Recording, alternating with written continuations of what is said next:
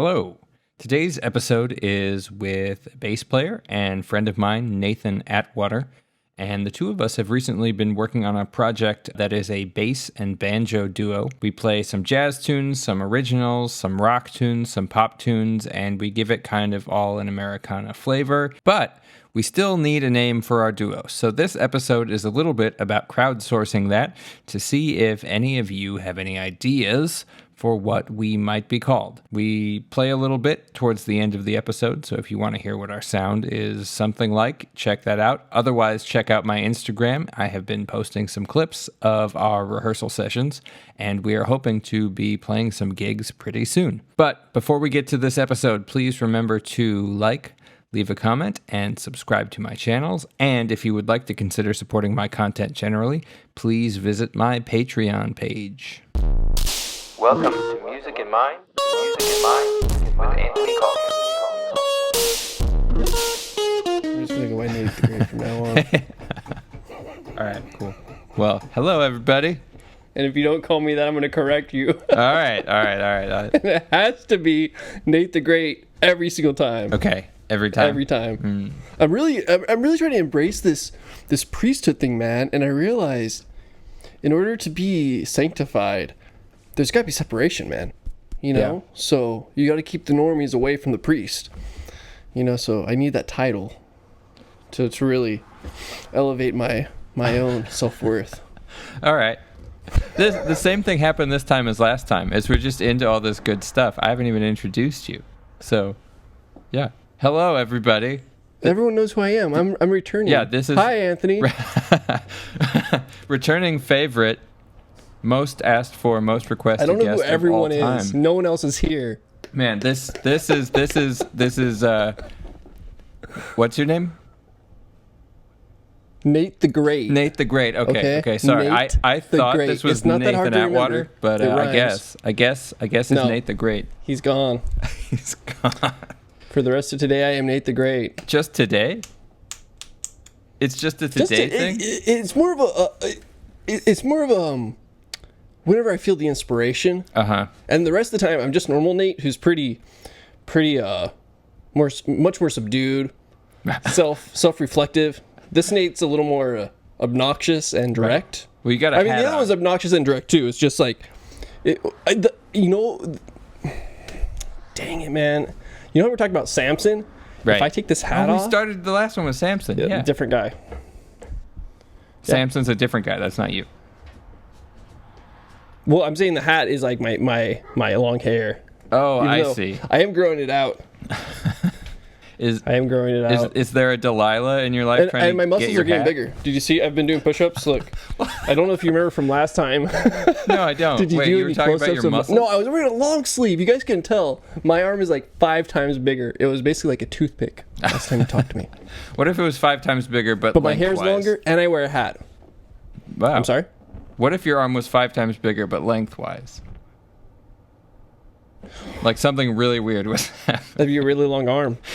Dude, I would look like 5 times. Dude, I would be the scariest looking like orangutan you've seen. Yeah. Be like, first, where'd all your hair go? You must be mad stressed if you're losing all your hair so young, right? Because they got hair everywhere, right? But dude, that's a wingspan. Yeah. 5 times as long. Yeah. Cool. Do you ever want to swing from a tree, Anthony? So Nate the Great is a bass player. The bass player in our Sometimes. new duo, actually. More of a master musician and observer of nuance in life is what I would say. But yeah, sure. Nice. Bass playing is just one of the many things that I'm very proficient at. That's very proficient. That's It's an interesting hedge because it's not masterful, but it's very proficient. That's good. It's like a B+. That's so fun. That's sick, dude. That's hilarious. That makes me laugh. That's a good observation. That's very true. Well, because I feel like claiming proficiency, right? Once you claim mastery, then someone else can be like, whoa, so you're better than this guy? But if you claim proficiency, it's like, well. Like, I can do it. We do have universities, but I mean, come on, let's talk about jury standards at different universities, right? Like, it's completely different. It means nothing. That's true. Right? So, Yeah. But if you graduate with a degree, you are proficient. I remember having to take piano proficiency classes, right? But what if you graduate with a master's degree? I'm sorry? What if you graduate with a master's degree? I gotta turn my headphones, man. Masters? Yeah, if you graduate about with a a master's degree, Oh, if are you you do? still just proficient, or are you a master? Then you're a master. And then if you should be graduate a with master. a PhD, then I guess you're a philosopher. You shouldn't really exist because you should be like you should be like Yoda. Right. In my mind. Yeah, If you have should have PhD, disappeared you're like into a- a poof of logic. And if you can't like levitate a large vehicle or sustain yourself on like small amounts of food, like you're probably not that legit, man. No. I like this as the standard for a PhD. It has nothing to do with What? research Well, in a that field. should, dude. It should all be part of it. Like if you can, I totally think like this idea of like rites of passage and stuff. Like, wouldn't it be sick if for your PhD, like, no, you got to go on a solo camping trip, and if you can't survive in this weather for a week, Yeah. like, what's all this book smarts, man? You're not even in tune with your own body. I mean, There's something legit to that. that's pretty amazing. I like it. I like it as an idea. So what if you had to do both? So you have to do some my country- big bullshit research project, but you also have to go out into the woods by yourself. I mean, isn't it kind of the future though to not have research? I want to think, because what's left to study? It seems to me that anyone that goes to school now, you read other people's books, say this is what this person says, and this is why I agree with them, right? You're just Right. like kind of like putting another stone into the wall, right? So all that's left is to absorb this information and then regurgitate. So why not like spice it up, like, you know, like add in some more requirements to that PhD? You know, why not? Well, I think know? I think that Or you like could. shoot for your undergrad. What? What? Oh, this delay is killing me, man. It's funny. Jeez Louise, it's so hard to pick up on nuance over delay of internet. That's good. It'll make the performance later I'm just gonna better. slow down. Oh my god, no, it's I love it. yeah, great. It'll be good. Yeah, man. It'll be us Performance. being We're gonna free. play music. Yeah, that's how we end it. We play music. What are you drinking, by Okay. the way? I am drinking. I guess you'd call this beer, but it looks like apple juice. Yeah. In this cup, doesn't it? It'd be funny if it was Looks much apple more juice and you unassuming. were Well, it pretending. has some bubbles. It's apple juice, Anthony. Oh man, it's like comedians who fake drink on stage Why would you do that? to seem more badass. No. You don't like it? No. That's I don't like that. Do you like that? Do you No. like the idea, like if you it's a prop? No, man. No. If you go on stage, look, this is what I'm going to say. Like I can get the idea of it being a prop, but if you're actually like drinking and your audience is drunk, you're almost making a mockery of that communion of like everyone's there kind of a little looser, Right. Like isn't that a certain like fellowship? And if you're there like with your apple juice, like, oh, it's whiskey. What about an That's actor, disingenuous, though? man. I'm not gonna laugh as hard. I'm sorry. What about an actor? You go to a play, Well, they're not are they drinking on real stage whiskey. doing a live show? Yeah, a live play. Yeah, but that's a play. I don't know. I feel like a comedian, like, I just feel like it's supposed to be so much more. Maybe actually, that's my own hang up. You're right. I just feel like it's disingenuous. Like if I go to see an actor, they're supposed to be putting on a show, Right. but a comedian's supposed to entertain me. So then I feel like if they're drinking like fake alcohol, I don't even know what that means, man. But what if I don't the like that, audience though. loves it? It would be like the. Why would they love it? Well, they love a magician. A magician isn't actually doing magic. They're just doing fancy stuff with their fingers. Yeah, they are. Are Oh. you kidding, dude? Yes, they are. Dude, this explains. Yeah, no, they're totally doing real magic, dude. Okay. Otherwise, people wouldn't pay them all that money, Right, that's a good point. I hadn't thought about that. dude. Like I could really make money just complaining airbase. Oh, like, I mean, actually, I have done that, but Wait, really? never mind. It doesn't matter. Yeah. One time. Playing air bass? Yeah, that was before I was Nate the Great. Nate the Great doesn't do that anymore. What was that I gig? refuse to play airbase. What was that gig? Actually, so it wasn't quite airbase because I had a bass on me, but it wasn't plugged into anything. So it was of no consequence. Was it like a pop gig or something? Yeah. Okay. Yeah. Yeah. One of those where musicians aren't playing. I've been standing there like, look cool, and I'm trying to look at, I mean, right there they already messed up because they should have called Nate the Great. They called Nate Atwater and not a cool guy. Not a cool guy. Wow. Well, there's this transformation happening right before the audience's eyes here.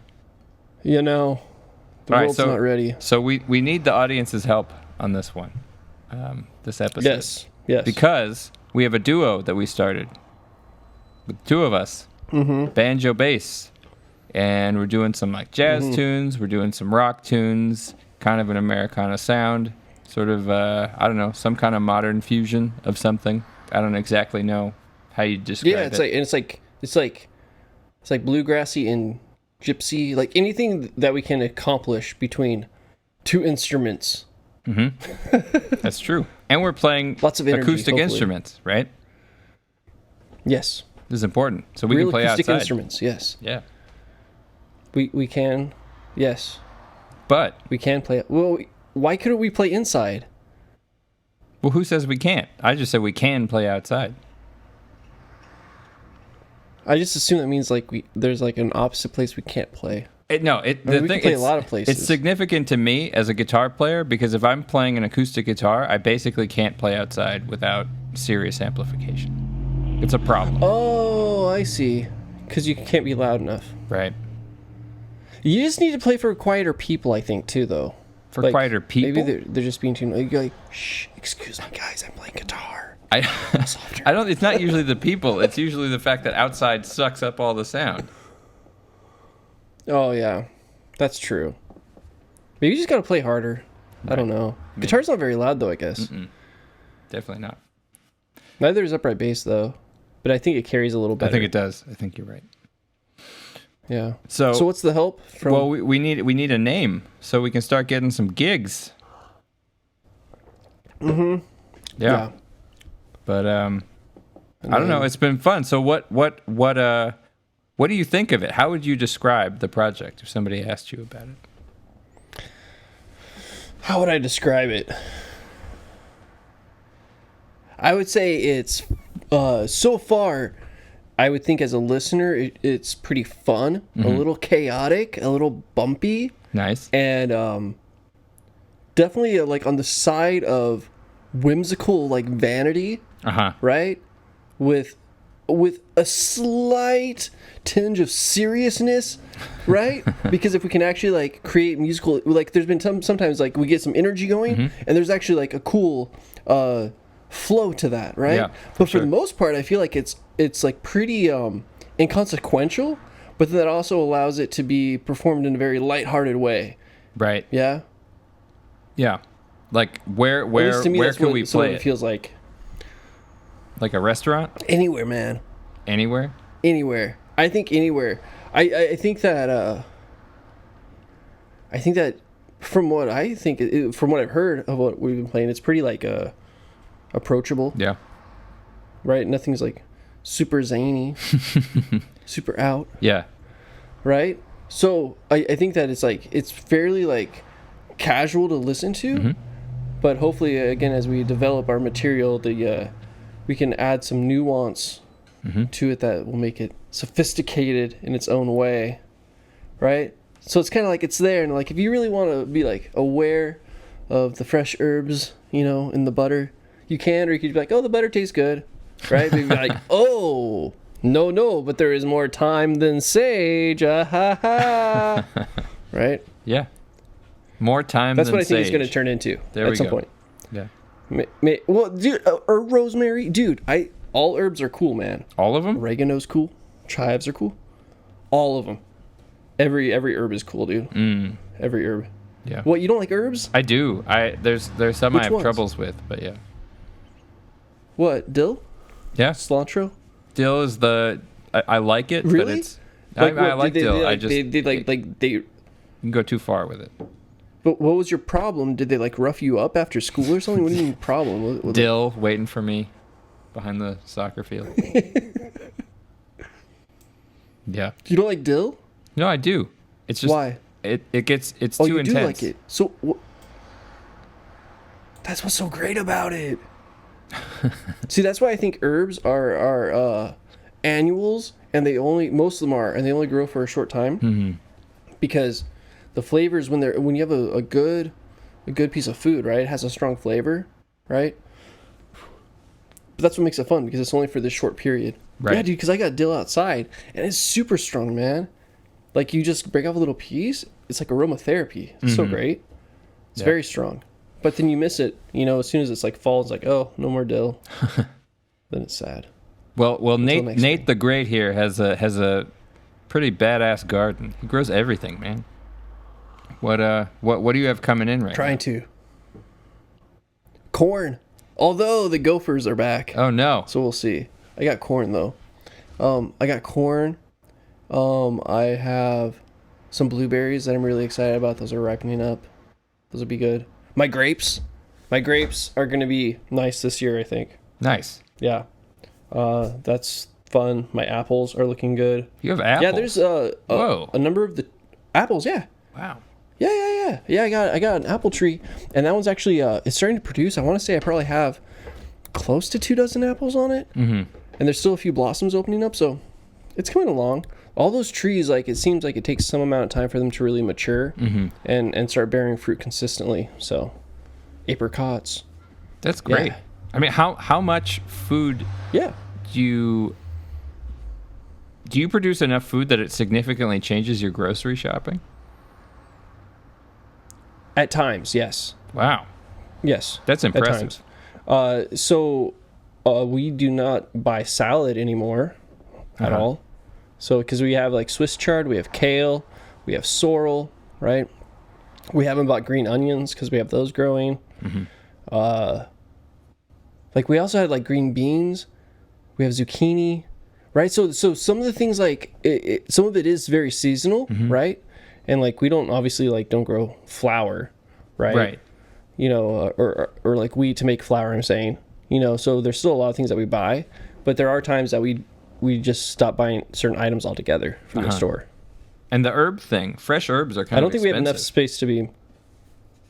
They are. I think they are. Yeah. Oh yeah, man. Because like they make those little like plastic things like that's like a little bigger than a harmonica case, and it'd be like, oh, that's $2, $3. It's crazy, man. Yeah. I just go out to my yard and go, chick, cut it off and. That's amazing. But you were telling me that there's signs on them that propagating them is illegal? Some of the plants. Okay. Oh, you're just trying to get me on some list now, bro. Yeah. So on some of my plants, it'll say on the tag, it'll have a patent number and say that propagation is unlawful, right? It's a weird concept to me, man. Because it's like you own this, but you don't. It's almost like it kind of echoes in my mind kind of like the right to repair movement. Right, this idea like if you buy an item, do you fully possess it? Meaning like you can take it apart and reconstruct it, right? You know what I'm talking about, right? Like there's all those problems with that right now. So it seems like there's a correlation almost in my mind of the idea of ownership. Yep. Of like a plant or an item, like ownership itself is being questioned. Because I think if I bought the plant, I own the seeds and everything. But, yeah. I mean, I think it the baseline gets down to intellectual property ideas. It's it's tough since we're musicians, and a lot of the money that's very important to musicians is based on intellectual property.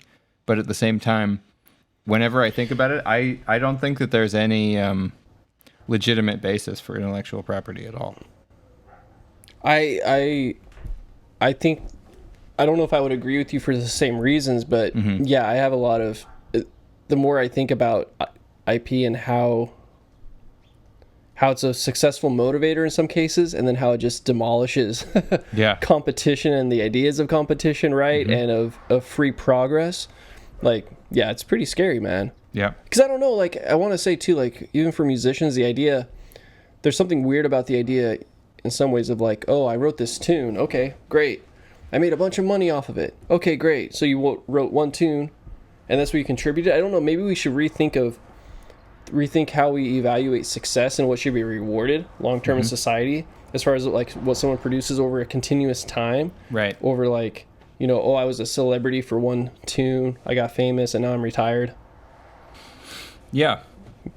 I don't know, because I feel like celebrity really favors like the idea of like intellectual property. Like, this is my product, right? Mm-hmm. This is my song. This is my plant that I bred. Right. It really only helps that one person. Mm-hmm. So. Yeah, I think it's a little bit like what you were talking about with the right to repair. I think that it ultimately negates personal property rights, because it's saying what you can and can't do with your own physical things or even body. Like, with your body, you can't sing these notes in this order or something like that. And I feel like at its basis, that's not a legitimate claim. That's interesting. Or with your own pen and paper, you can't write these words in this order or something like that. Yeah, it's. So do you think though too, like, so with the idea of copyright lawsuit, yeah, or I sampled someone else's music, or your melody is the same with the same chord structure and all that, right? Like, so music being finite, what it is, right, and especially like what we consider like popular vernacular music of like the past, like what, like 100 years or so, right? It's all it does really kind of fit in this box, right? That goes back a couple hundred years before they're like, we know these progressions work. So these things have already been repeated over and over, right? So what would especially now that you can hold up your phone, it'll tell you who the artist is, who recorded it, right? All that information is there and so accessible, and everything is so monitored. Is that going to lead to a decline in new music then? Yeah, I think because so. Like, what's going to be new, or like what's going to be new or authentic or undone, or like, right? What's the new territory to go to? I think it already has. I think that by imposing restrictions on what should be essentially an infinite space, you artificially create scarcity. Because creativity in and of itself, it doesn't really make any sense to say that that's a finite commodity or something like that. But a tomato plant, that's just one tomato plant. Or 10 tomato plants is 10 tomato plants. That is finite. So having some kind of system in place for how that gets distributed makes sense. But ideas about tomato plants, saying that is finite, it doesn't make any sense to me. Right. I see what you're saying.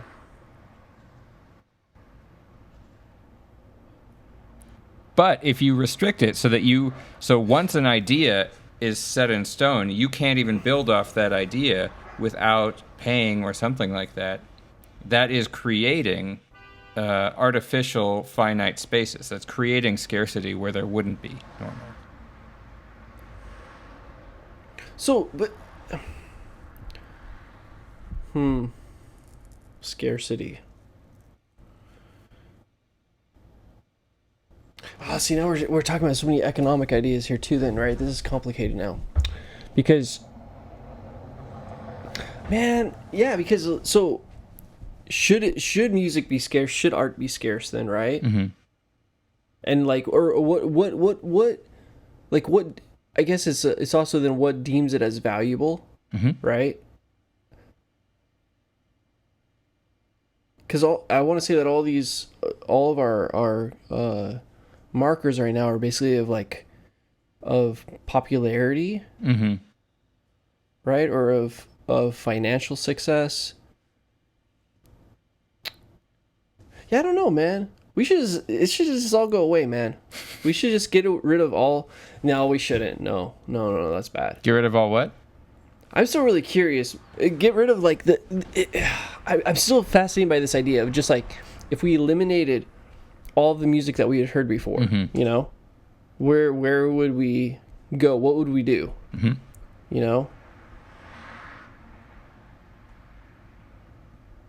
Yeah, I'm getting lost in my own head with that thought, man. because it's just, like you go to university, right, and you're told like this is good music, these are the greats, right? But then you also figure out like, oh, there were a lot of other people writing music that were part of the scene too that weren't named Mozart or Beethoven, right? There were dozens, hundreds of people, thousands of people involved in this industry for all this time. It's weird, man. Celebrity is a weird thing. Yeah. Maybe we should just take the names off of works. What do you mean? And the work has to like you write a new piece, you can't write, oh, Anthony wrote this. It just like you, when you write a piece, it's just like uploaded to the brain. To the brain. And everyone has access to the brain. I don't know, the cloud, whatever it is, man. To the consciousness, right? It's a big Google Drive, man, and everyone's thoughts are up there, everyone's works, right? And it's just evaluated purely by like how much people listen to it. I mean, I guess that's what YouTube basically does, right? If you watch the whole video, I mean, that's what Spotify is. Give the person money. Dang it! Because in theory, it sounds like a fair idea, but it doesn't really like support if something's worth being scarce or not. I guess. Well, still a popularity contest. I think there's a question about what. I'm trying to find a way to evaluate if something's worthwhile or not. Right. Should you get paid for it? Should we even have income? Well, okay, but if you play a concert, you've provided a service for somebody. Yeah. And I think the recorded medium complicates the whole thing. Because if you say you go back to 1750 or something, and you're just traveling musicians, you get paid to perform, and if they don't pay you, they don't have music. That's the only way to get music. So the fact that somebody can record you and then keep listening to you play the same thing over and over again, you don't have access to do those jobs anymore. You can only do it once. That's true. I was talking with a mutual friend of ours, Rosie, drummer, and he was he was talking about how he's doing these recording gigs for churches where they sort of record videos ahead of time of the musicians playing and then just play the track of the musician essentially each week, and how it's a tough position for a musician to be in because it's a gig and you want to take the gig, but that gig in and of itself is making you obsolete in the future. See, yeah, so we already are obsolete. I think that the idea of recorded music or of seeing a video has very much diminished our value, right, in society. For sure it has, right? Because it's not unique or special anymore. I don't know, man. It's like something I'm hoping with what we're, when we're jamming, right? Like, if we can actually like tap into like some amount of energy and like actually like make a crescendo happen, and that when those moments happen, as rare as they are and as sporadic and as chaotic and like, oh, I wish I could manufacture these feelings more, right? I think that's the only thing that can really save the idea of like live performance now. Because like, dude, I'm talking to you, recording this through Cubase, man. Like, I'm just learning it. I'm so late to this whole game, and I'm like, this is amazing. Right? It's crazy. It's crazy what you. And I don't need, the training that I put in trying to learn to play my upright bass in tune. There's ways I can like make music through this program that I wouldn't even need to even be concerned with that, Yeah. So it makes me really think the last frontier is actually like I guess it would be like a live gig, and having be someone like, no, you want to come watch Nate the Great play bass. Yeah. Because, I might smash my bow, I might drink some apple juice on stage and say it's whiskey and we'll throw it at you. You never know what's going to happen. That's a stupid idea, because then they'll know. What I don't know. You're giving it away, man. See, that's a bad musician move, or a bad magician move. Yeah, that's true. What if it was apple juice, but it was also cut with alcohol? So it was like a cocktail, like partial dang it, never mind. These are all just not great ideas. But Whatever, you were man. onto something. But I don't know, You were but going somewhere really good. I think so. Yeah. So I think that the live performance thing, man, like is pretty big. I think the visceral thing, right? I Yeah. think there's something to that. I agree. I think there's, and I'm curious too. Like we'll see how it goes. It seems like people are getting more and more used to not, or at least from where I am right now in Southern California, there's not as much interaction going on as there's been in the past. Mm-hmm. And I'm curious to see of like when shows happen again, Right. like what energy that could release, Yeah.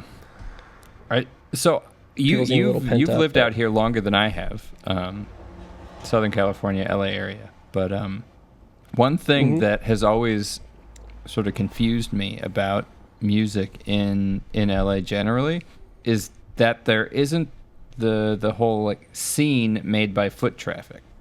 So like if you're in Nashville, downtown Nashville, you can just walk out and you want to go see music and you'll just go somewhere. And there's a culture of that. That's cool. Where it's built in, where you're not necessarily going to see somebody in particular. You might be and you might not be, but you just want to go out to see music. And so just by playing there's a built-in audience because there's a culture of going to see music. And I haven't really been able to find that out here. I don't think that it exists here the same way. Yeah. Does it? I haven't seen it. No. I definitely feel like if you're going to a place to watch music, it's like know your fans or your buddies, or your like your best friend is a fan or whatever. Like there's usually a direct draw or connection there. Right. I mean, I guess like I went to Cal State Fullerton, right, and there was like a few bars in the downtown area that would have different like rock bands and cover bands, and I guess you could argue that some people would go there just to check it out. Mm-hmm. But there was also times like places would have covers, cover charges, and usually at that point like you see like, oh, they're all wearing like band shirts, so Yeah. Right. yeah, no, like I don't know, I don't know why that is. That's interesting because music isn't just like around everywhere in LA. It's not just like everywhere you look, oh, here's someone playing. It's not like that at all, really, when I think about it. Yeah. It seems like you kind of have to search it out a bit more. I think it's true with LA generally, is you have to know where you're going. I think it's a very difficult city for tourists who don't know the city. Mm-hmm. It's very opaque. Because the main areas, like nobody's going to like the Venice Boardwalk just to find some music, or Santa Monica or Hollywood Boulevard or something. Man, dude, the Venice, the guys like handing out like hip hop demos? Yeah. You know what I'm talking about? Mm-hmm. That's like a fascinating idea to me still, because it's like, oh, I'm going to hand out like this CD, right? The last time I was there was probably like 3 years ago, right? But they're like, I'm going to hand out this CD and you're going to listen to it and you're going to think I'm cool and I'm going to get more fans. Yeah. It worked for somebody though, right? I don't know. I don't think it works anymore. I don't even have a way to play CDs at my house. Oh man, I have a CD player. I actually, I got this. Oh, nice. This great device because I have to plug something into my computer. Yep. Yeah, I have a CD collection, I took man. the CD drive out of my laptop and replaced it with a second hard drive. So. Oh, is that why? Yep. But CDs aren't going to be around for very much Right. longer. So them giving you that CD is them saying, "Here, you throw this away." Kind of. Well, I gave it back to him because he wanted money, but That always happens too. That happened to me with a Hare Krishna guy in Madison. I was sitting on State Street, which is like the main drag in Madison with the bars and shops and stuff. I was just sitting there, and a Hare Krishna guy came up to me, gave me a copy of the Bhagavad Gita, and he told me it was free. He was giving out free copies, but he was going to ask for donations. And I said, "Oh, okay. Well, I don't have any cash on me." And he was like, "Well, it's okay. I do have a credit card machine." So he was prepared. And then I was like, "Well, I'm not gonna pay for this." And then he was like, he's "Well, got I his just gave you Squarespace all lined up, man. Yeah, I know." But then he was mad because he was like, "I gave you a whole book. You're not gonna pay for it." So I also gave it back to him. What is that? Dude, that is so funny, man. So wait, but he's like an evangelist too, right? Yeah. Like,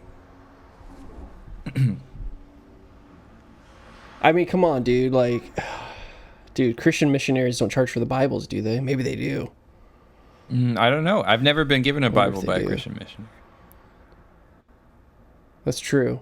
Maybe that's honestly, they never approach me. I don't like. I've never been evangelized to by a Christian missionary. Never. I feel like even the Christians in my Mormon? life I know don't. I don't know, like if it's the vibe I give off. That nobody's like. Either I don't pick up that they're trying to convert me, like maybe I'm not picking up their signals, or they're not. I see. So you've never had like Mormon folk or like JW folk or like that come to your door? JW, Jehovah's Witness. Yeah. No. Interesting. My mom has a friend who's a Jehovah's in my Witness. Neighborhood growing up. What? She's never tried to convert you or anything? No, she said that she pretty wasn't even evangelistic. supposed to talk to us, really. Or like, okay, like hang out with you guys. Yeah, she like broke so she the was like faith to do it. Yeah. Oh my gosh. Oh my gosh. It's funny to me because I feel like Jehovah's Witness is it's a sect where there aren't that many like fair weather Jehovah's Witnesses, like weekend warriors. What do you mean by that? Well, like the idea of Catholics who they go to mass but they don't really practice and they don't take it that seriously. I feel like there aren't that many Jehovah's Witnesses like that. They're pretty intense overall. No, man. My aunt is Jehovah's Witness, and it seems to me like I think you're right. There's the level of commitment or dedication that they're seeking.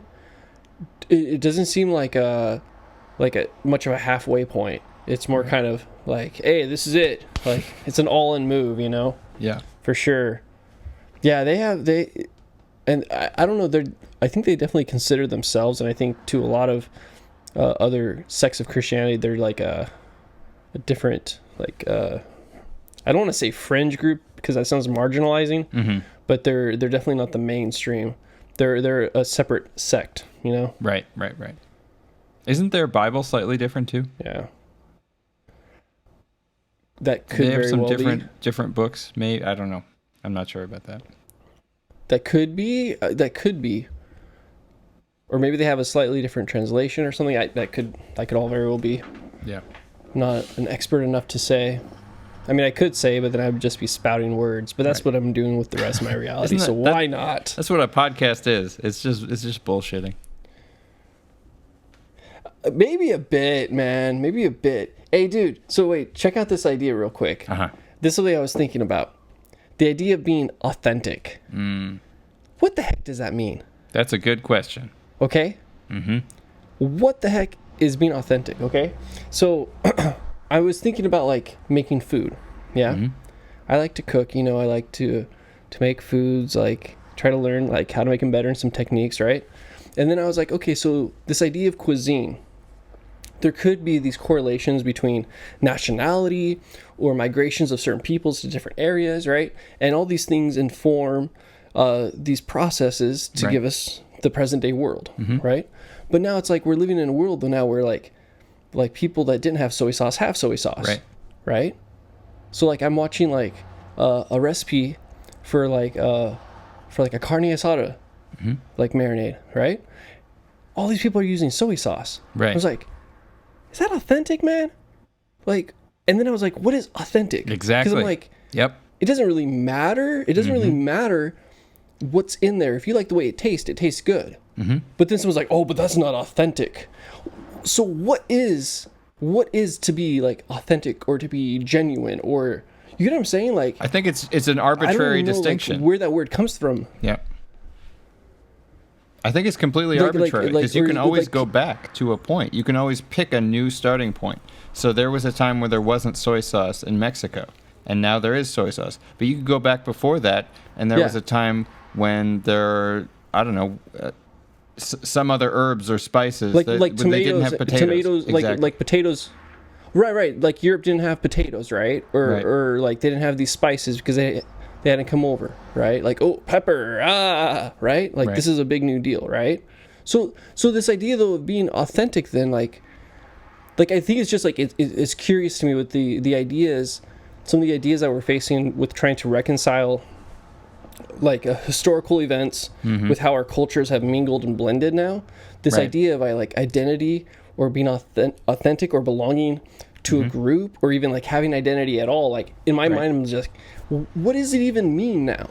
Right? Because it's all been so blended. You know what I mean?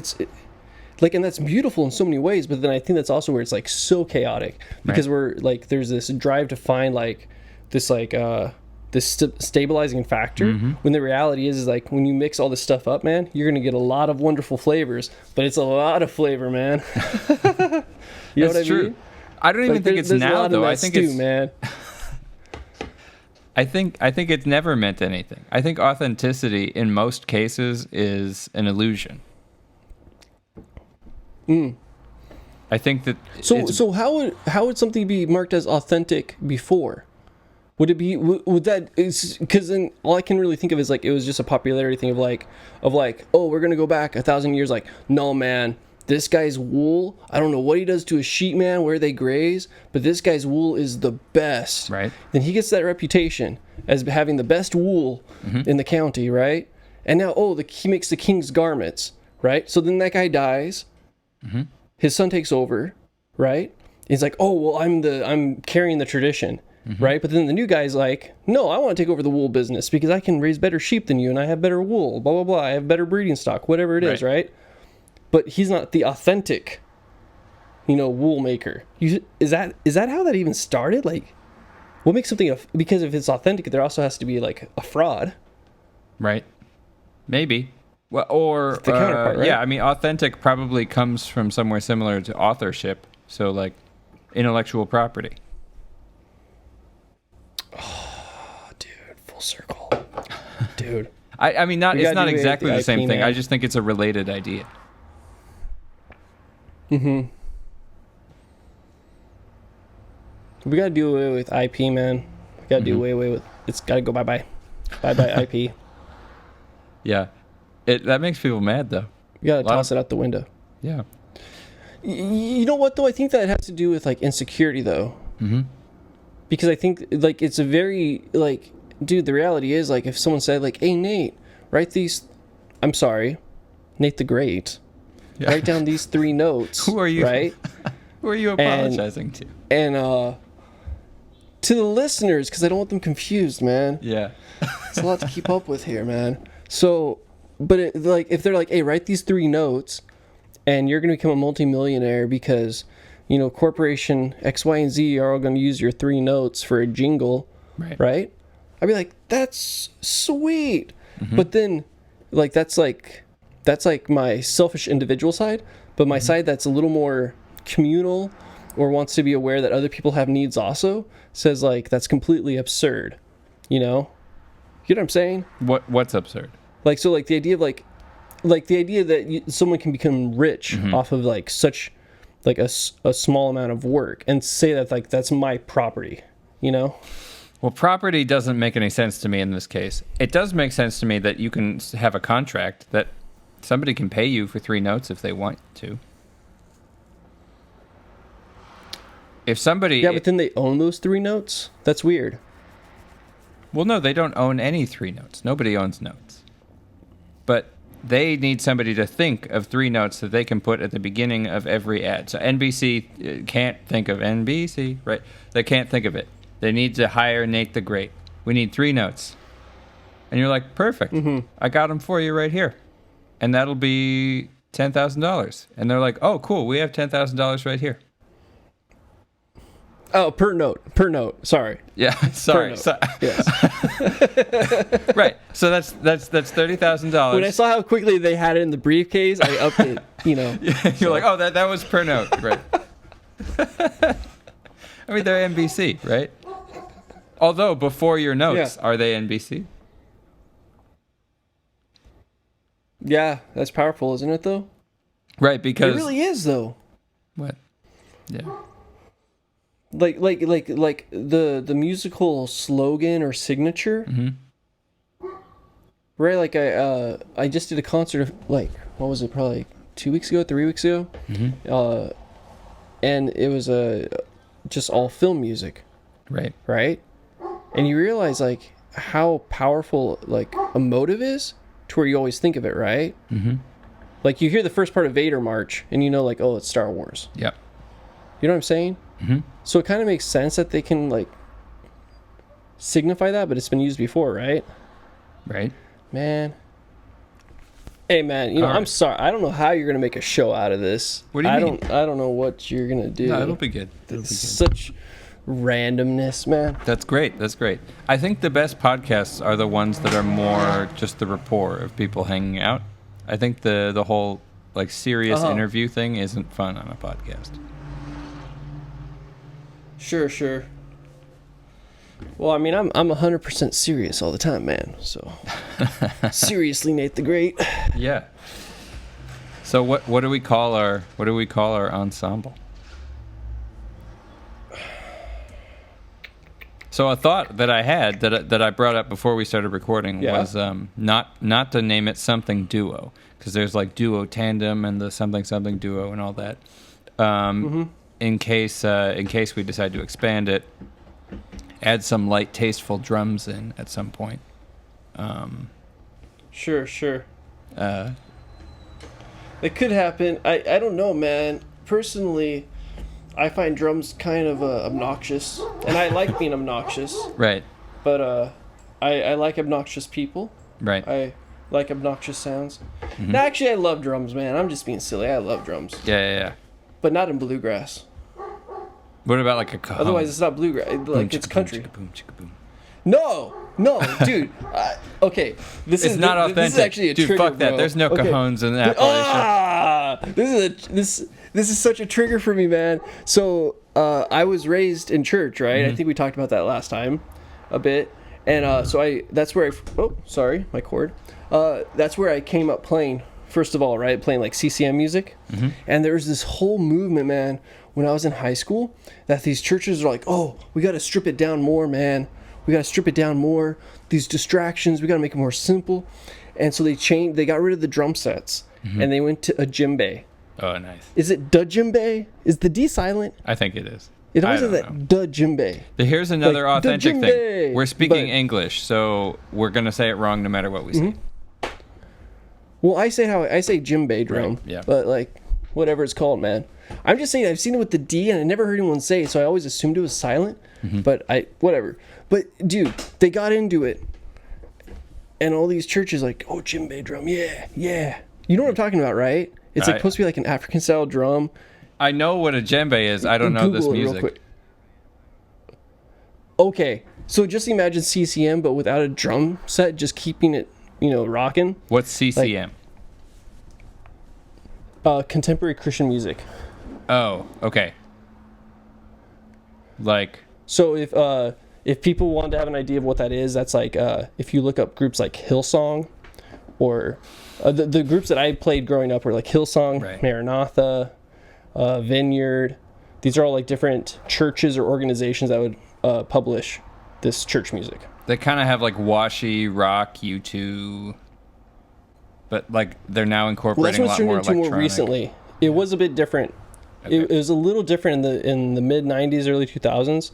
Early 2000s, it went more to like, I would say like the kind of like a quasi bro country, like a very mild like pop country rock sound. I can imagine. And then recently, I think it's become more anthem. Yeah. It's become like it's gone two ways. It's either become like more rock anthem, or the other side I'm seeing is going more electronic, like heavy, four on the floor, like almost like EDM-ish, Yeah. So what do you think about it? Do you like this music?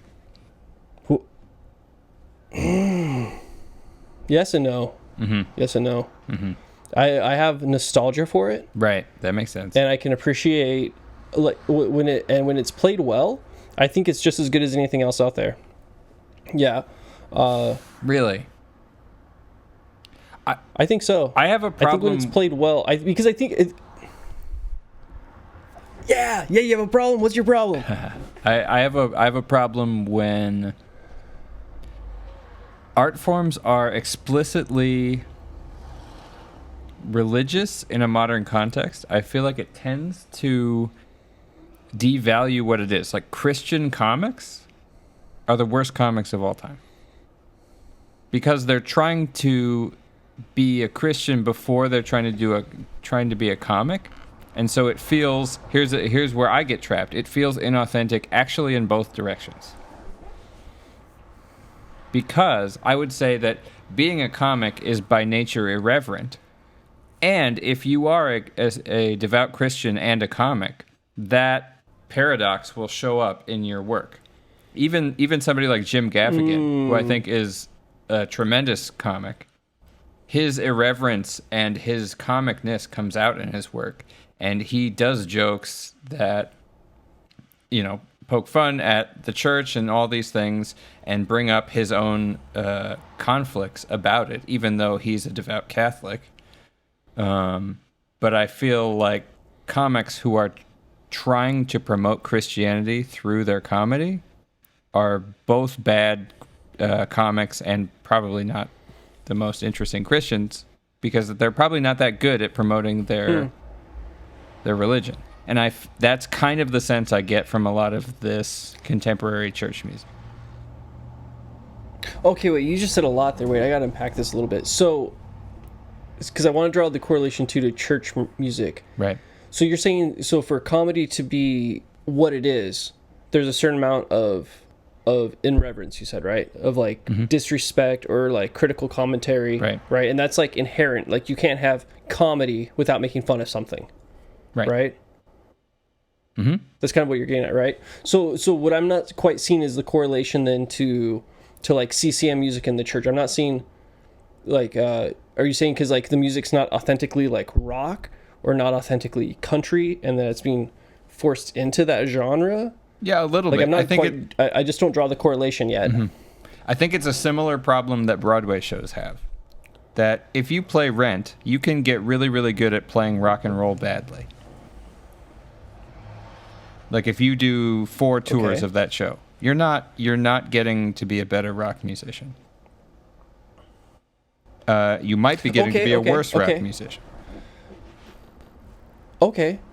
So I see where you're going a little bit more, I think, now. What I would counter with is that I think that at this point of its development, that some of the early church music, right, worship music, I think that it was trying to. It did seem like it was a reactionary move. In some ways, it'd be we're going to modernize, we're going to be more contemporary, we're going to have this new sound, we're going to incorporate instruments in a worship band, right? That whole idea was a new thing. Right. When Maranatha is that's edgy. It's they had just done people at a piano or an organ with the choir, right? I think at that point maybe I could see more of your argument of it was somewhat disingenuous because they're basically taking this other model and imposing it into that setting. I mean, that's the same thing Martin Luther did, though, right? That's what I read in books anyway. I never met the guy, but he would take bar songs, right, and put Christian words to them, or Lutheran words, I should say, I guess, if he's a Lutheran, right? You know what I'm saying? But I think at this point, I would almost argue that it's become so much of its own entity, right? It's an authentic culture, in and of itself. I would say this, I think so because I would say this, I don't want to say that. I don't want to say that I could look at your gear and know if you do church gigs. Right. But I think there almost is a hint of that. If I see that you have 2 different delays, right? You know what I'm saying? Oh wait, you're here to be sound effects. You don't, you know what I'm saying? Certain pedal boards. Right. Right? I feel it's really mutated into this whole, you were saying, the U2 sound, right? This layer of effects. Yep. And it's not one guitarist, it's 2. Because one guy is doing a rhythm part, the other guy's just doing whale sounds, right? Some whammy bar effect or a tremolo. You know what I'm saying? Yeah. Yeah. Yep. You see? But that's U2, You've done a church gig before. They're just copying U2. It is. But what I would argue, though, is that I want to think that it's almost turned into so much of its own thing that even though it is this like cross pollination still, Right. like I would almost say like what started out as like a copy has actually like developed into its own sound.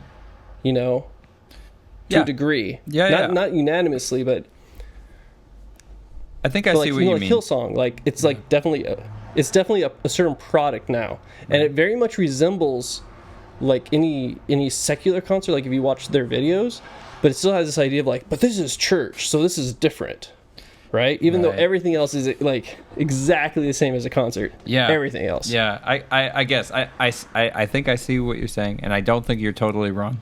When I sub Messiah Lutheran, I think that's the kind of music they're playing. I'm all the same stuff. I would call it that. Yeah. Some of it feels good to play, and some of it feels like bullshit. Now, that doesn't make that doesn't mean that is the entire culture. Obviously, there's people putting out these charts that are getting paid to put out these charts, and sometimes you just need to put out a song. And so that's true of jazz musicians too. Sometimes they put out bullshit music too because they have a gig or something like that. But so much of it feels like filling out space to, I don't know, man, like to create this vibe, this washy sound, and then people in the audience, maybe they're not. It feels to me like they're pretending to be like, oh, this is amazing. Because first of all, who is listening to this kind of music, like getting into it on a Sunday morning? Like when I watch the videos... Dude, a lot... No, bro. Okay. A lot of people. Lot of people. Dude. Okay, no. Like, okay, yeah. I have family that will listen, like just straight up listen to worship CDs, for sure. I have family like that. I get it. I mean on the Sunday morning. Because like when I watch the videos, these are like Christ Fest 2017 or whatever. And it's like, it's basically like Coachella. It's that kind of deal. Yeah, but that's where I think like, but this idea of, I don't know, I think people see you like worship music, if you're a member of that group, you really see that as like a holy act, right? Like they're like, it's not a, it's like a genuine intimate experience for you. It's not a pageant. Like maybe it could be I'm not gonna like even try to say what's authentic or genuine to someone's experience or not, right? But I'm just saying it, like being raised in that culture, when there was times to me that it felt very genuine, other times that it felt completely disingenuine and a complete mockery of my faith in some places that I've played, right? So I don't know, man. People get into it though, for sure they do. Yeah. I mean, some of that too, though, it has to do with like their actual like theological beliefs, as far as like idea of being charismatic or not, right? You know, or even like this idea of like if you should use emotion in your life, or if you should be more stoic, like all those ideas come into play. But I mean, I don't know, like like at the churches you've played at, do people seem very like engaged in the music? Because you're saying that they are, but they seem but what does that look like? Like as compared to, like if you were like, granted, like if you're in a musical pit, it's hard to see the audience. Oh, I don't think those people are engaged at all. No. I think the musicals are like that's where music goes to die. Is old rich people sitting. That's where it goes to die. No, I mean I think the university is where music goes to die. But I think that musical theater, it can be a real drag. I don't know. If I think about the gospel tradition, like coming out of the like Black Baptist churches and stuff, that is a culture of music that formed in that religious culture, and it actually has roots that have now extended into many other musical cultures, including like rock and roll and blues and modern pop music and all sorts of stuff. And the CCM thing, it feels like it's taking from other types of music, but it doesn't feel like a dialogue.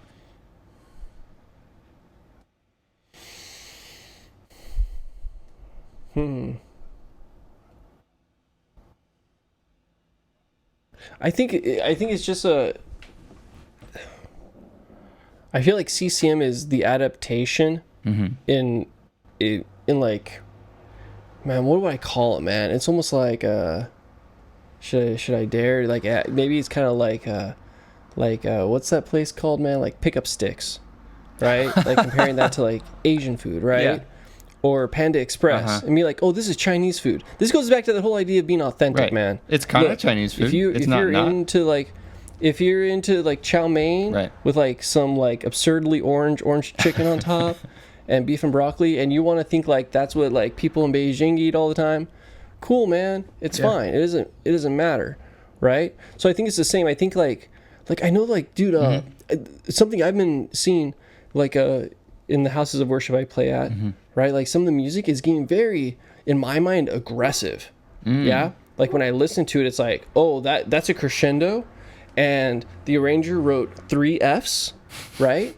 Like when I see that in orchestra, that means like, hey man, if you don't leave your soul on the stage, you didn't try hard enough, right? Like you need to be like you need to put yourself into this, right? Yeah. So I'm like, okay, cool. Here comes the overdrive pedal, gong gong gong gong gong gong gong, right? And I think there's totally a place for that type of music. In any type of setting, right? Like even in like a church setting, a holy setting, right? Like like the idea of like penance or seeking forgiveness. Like these things should be like carry a certain weight or for sure, or gravity with them, right? There should be a mass, you know, like of energy there, you know. But then it's also odd to me because then I look at the parishioners sometimes and I'm like, I don't think we're all like going to the same place. So I think it's kind of like they're trying to take the flavor, but no one wants to get too offended, and we want to keep it. But in like a certain section, so it's like we want to rock out, but only rock out in this dynamic level. But you do triple F, but we're just going to turn it down. Right. It's overly compressed emotion, even like that should be kind of offensive. Like that's an intense space to be in. Like that when you do that, I think of like Slipknot concerts when I was like 16, and we all crouched down, and then when you'd be like, when this shit kicks in, jump the fuck up, and the crowd of, you know, like 10,000 people are all jumping with him, and this is like this like collective transcendent experience of just like aggression and like, and like it sounds like that's crazy, where that's going to. And so you need a pastor who's like, when this shit kicks in, I want you all to get the fuck up. And then everybody has to go crazy. Well, so there is the tradition of that. That is the charismatic tradition. Which to me is related to the gospel playing and speaking in tongues and being possessed by the Holy Spirit or whatever. Oh, now you're getting into heavy theology, bro. You're going to change the name of your podcast to like existential afternoons with Anthony. Yeah, but I don't believe any of this stuff, so I'm a heathen. So. Theological tidbits. Theological. I thought a heathen. Yeah. A heathen. What's a heathen? What is a heathen by definition? Isn't it a non-believer? Like, what does it mean? Is that what it is? Yeah, I think so. You're asking me. I ask you, and you're asking me with another question. You're not on Jeopardy, dude. What are you doing? What are you saying? Is it? Like, do you know the answer or not? I think it's a non-believer. I'm not 100% sure on the answer. Disappointing. Well, it doesn't seem like you know either. I don't. That's why I was asking you, because I was hoping you would know. But I don't want to ask Google to authenticate my ideas. Don't ask Google. Just don't know. It's okay not to know. No. I'm in this thing. I really like it when you just don't know. And like, who is the actor in that movie? I don't know. And then you guys just don't know. Like before smartphones. Like as if it matters. Right. Right. Like, what does it matter? Yeah. Dude, so being authentic, right? I'm just like, the last thing I want to say about this is like, because like, so if I'm using a microphone right now to talk to you. Right. So we can already say that there's a certain level of inauthenticity because this is still being transmitted as an electrical signal, right? So as good as my microphone is, and it's moderate, it's not great, it's moderate. Right. Yeah, so it's going to miss certain detail. Right? So you could even argue that our conversation is not as authentic as it could be as if we were in person. Right, but our ears miss detail too. Our ears have their own filters. Well, I know, but it's harder. Like sometimes I talk too much, right? And sometimes I can catch myself better in person. But on this type of setup, it's really hard for me because it was like the delay. And then it's just awkwardness, right? For like 5 seconds. You know what I mean? Yep. Like, I don't know, like this idea of being authentic, because I want to equate authentic to like a quality or a success rate, right? Like like being authentic doesn't equate to being worthless. Usually, right? If someone's like, this is authentic, right? Like usually it's used to describe like the real deal. Right. Right? Like the authentic painting. Yep. So then, I don't know, man. It's just a weird qualifier in my mind now. I'm trying to understand it's like originality, right? So the authentic painting is the original copy. But is the original always the best? No, like, I don't think so. you could argue like the original time you played guitar, right? Like Right. you probably don't want to hear that over and over, right? Yeah, Like, at this point, I'm a wildly inauthentic guitar player. Wow. I'm just copying myself every day. You're copying yourself every day. I mean, Man, that's I silly. don't know, man. I don't know what any of this means, man. I don't know what any of this means. Well, we should play some music then. Okay. We should show these fine Are people. you sure you're going to be able to use any of this? I'm going to use all of this. I don't think you're going to be able to use I'm any of using this. all of it. I think this... you tell me how many negative comments you get. I hope I get some You negative tell me how many comments. negative comments you get. Yeah. Maybe I'll leave a negative comment. I'll just start and be like, "Hey, Yeah, but you don't have everyone just social say how media, bad man. This You episode can't- is." you'd have to start social media Well, to do that. maybe I'll pay some Russians to do it for me. All right, do that. Isn't that how you do it? Like a Russian farm bot, or isn't farm that what it bot? is? Like, and you can pay them to bot farm. A farm, Bot farm. That's what a it farm is, not bot sounds bot. good. Out there, like weeding. No, for that's you? like on a Fallout 4, Fallout 3. You know the robots go around and they tend the garden. I don't know. You know what I'm talking? No, never mind. Someone's gonna get the Fallout thing, but I bet never they mind. will. Mr. Gusty. Anyway, okay, so we're gonna play some Yeah. Muzaks. Oh yeah. What are we gonna play? Just Or is I don't know. this one of your hippy dippy free jams? Oh yeah, we'll go free. But I got the banjo, so we got our sound Okay. that you say we can play Oh everywhere. my gosh. Also, Okay, I gotta prepare myself for this. we need a name. So everybody think. We need help with a name. Think of a name. Yeah. Quick, everybody, right now, think of a name.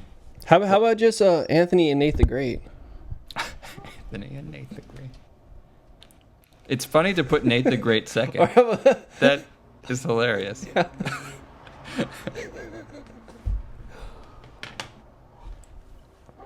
Did you want to do it right now? You're not gonna rush me through this, are you? I got like two What? more sips. You don't have to finish it. This second. We Why can come wouldn't back. I? It's okay.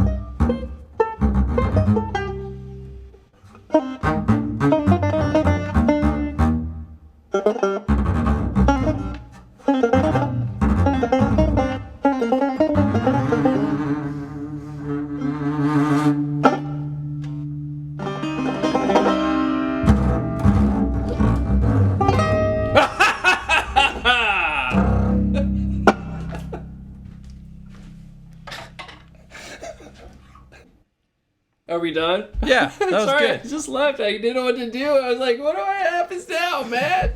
That was great.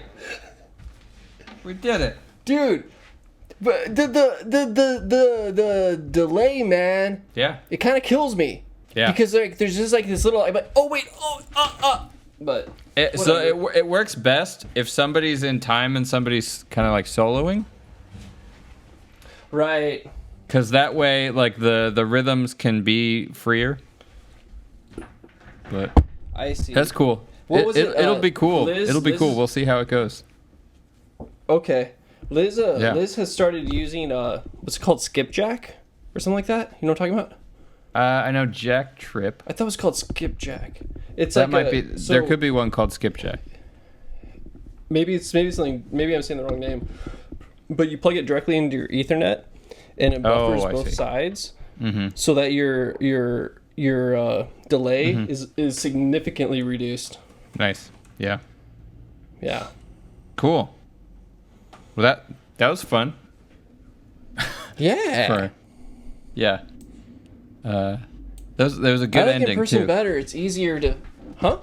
Yeah, in person's way better. So, anybody who wants to see us play better in person, they should give us a name Come so that see we us. can get some gigs, So we can be man. authentic. An Right. authentic gig. Yeah, we should do a name about something like that. So I think so we the should last do a driveway thing, concert what- too. Yeah, I think we should do a agree. driveway concert. It'd be great.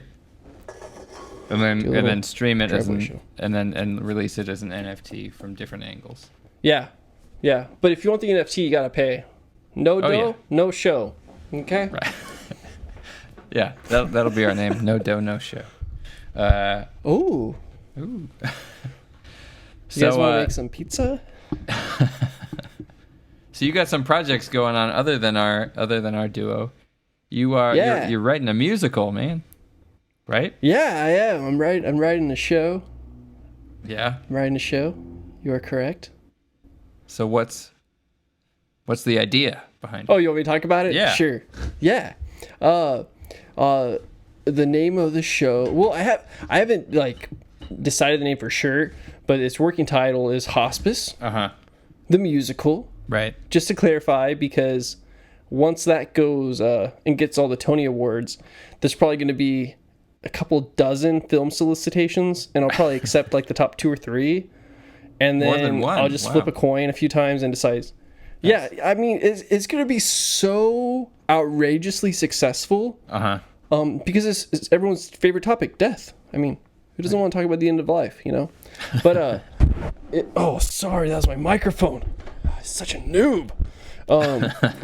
But yeah, so it's yeah, the show is it's still in its development stages for sure. Right. I have a few characters thought out. I have a few numbers thought out, but it still is very loose. But it should be fun. It's going to be a mixture of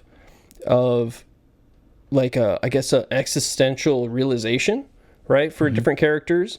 It's also going to give some satire of my observations of our healthcare system and how certain things seem to be monetized that I'm not quite sure why that's our relationship with them, you know, and like just questioning if this is the best way of doing things all the time. Maybe it is, maybe it's not. I don't know. But yeah, so maybe it'll be some dark humor in there. Hopefully it'll get some reactions out of people. Hopefully people either really like it or really hate it. That's what I'm going for. I don't want any mediocre responses. So I'm trying to keep that in mind and keep the pain threshold pretty high, you know, as far as like being uncomfortable, Yeah. you know? So, but yeah, I'll be sure to let you know when I have a sneak peek. I'm hoping to in the next, probably by, what is it right now? It's May. It's my goal to have it all like pinned out fully by the end of this year. In terms of music? Not in terms of music. Wow. Yeah, have my music, my libretto, all that by the end of the year. I'm probably still gonna have to do some tweaks to orchestration and all.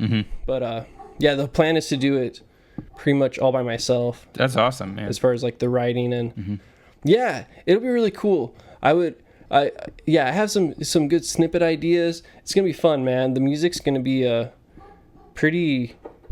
I don't want to say diverse. That's a weird word to use. It's gonna be like it's just whatever I want to do, man. So I don't know. I've been experimenting a lot with inversions. So if you guys don't like inversions of chords, don't bother. Is that a thing that people don't like? Inversions? Yeah, Okay. I've actually. I mean, I didn't want to get into this on your show. It's a little controversial, but I've received a lot of negative emails about my use of inversion. People say, Nate, I just need the root. It's actually, dude, it got onto my LinkedIn. I had to close my LinkedIn account. That's why I'm not on social anymore. Because, dude, I like how you're looking out the window while you're talking about it. Like someone might be watching or listening. Hey, man, you never know, man. Fucking inversions. you gotta, you gotta watch the 3 and the 9. You know what I'm saying? 3 and 9. You gotta, keep going back and forth. You gotta. Yeah. Keep your head up, man. I hope everybody listening knows what an inversion is. Or actually, I hope they don't. And that makes it more... Yeah, they do. Yeah. Don't explain it. Don't do it. Well, okay, I won't. Yeah. Have you ever been on an inversion table? Yes. Have you seen those on infomercials? I actually think that they look kind of cool. Right. I'm curious. Because I get lower back pain sometimes. And then you're not like on the root anymore. Or scoliosis. Right. Yeah. Right. Yeah. So you got to invert the root. Right. You got to and put the root back in place. Right. Man, roots. Man, grow your trees, y'all. Grow trees. All right. Well, cool, man. It was fun to talk and play. And was it? Are you sure? Yeah, I think so. This is Nate the Great, not Nathan Atwater anymore. And we have a duo. We need a Probably name. next. Yeah. We're crowdsourcing. We do need a name. Help us out. All right. Yeah, please. Cool. Please help. Good to talk to you, man. See you next Anthony, time. You take care, man. All right. Bye. All right, dude. All right. Thanks for listening or watching. Be sure to check out Nathan Atwater's work and look out for his compositions coming out later this year, his musical, Hospice the Musical. And be sure to leave a comment, and subscribe to my channels. And if you would like to consider supporting my content generally, please visit my Patreon page. Thanks. Bye.